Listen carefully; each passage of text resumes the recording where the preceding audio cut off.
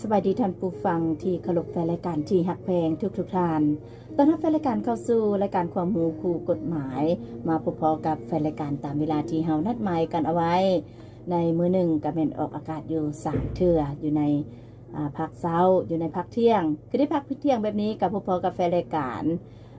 11:30 หา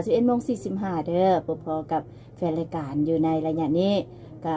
ในตัวรายการกสิทักทายสบายดีกับแฟนรายการกันซะก่อนเป็นจังไดเด้อยู่ดีมีแฮงกันอยู่บ่เนาะพ่อใหญ่แม่ใหญ่ประตูมิตุผู้โซนแม่โซนหรือว่าแฟนรายการทุกท่านที่กำลังให้เกียรติติดตามมาฟังรายการความรู้คู่กฎหมายก็เช่นเคยแม่หน้าที่ของศาลาดำเนินรายการเนาะออกอากาศทางสถานีวิทยุกระจายเสียงแขวงขมวนในระบบ FM ขึ้นความถี่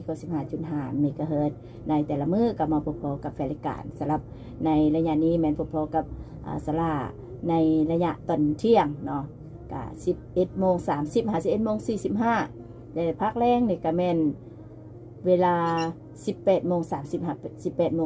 18:45 นั่นเองเนาะแต่ว่าระยะนี้เฮาก็มาอารมณ์อยู่กับแฟนรายการกันซะก่อนพบกับแฟนรายการใน15นาทีโดยประมาณก็ฝากความย้ำทำข่าวไปฮอดไปถึงแฟนรายการฮอดบ้านฮอดเฮือเด้อฝากตอนเนาะก็ความเป็นห่วงเป็นใยนี้เป็นแห่งจิตแห่งใจในทุกนาเวียกที่กำลังปฏิบัติการหน้าที่เวียกงานกันอยู่ดังเนื้อหาสาระก็มีเอามาฝากพี่ฝากน้องกันเช่นเคยโดยเฉพาะกระแมนได้นำเอาพื้นฐานทางด้านกฎหมายรัฐธรรมนูญมติคำสั่งคำแนะนำต่างๆมานำเสนอให้แฟนรายการนั้นได้รับฟัง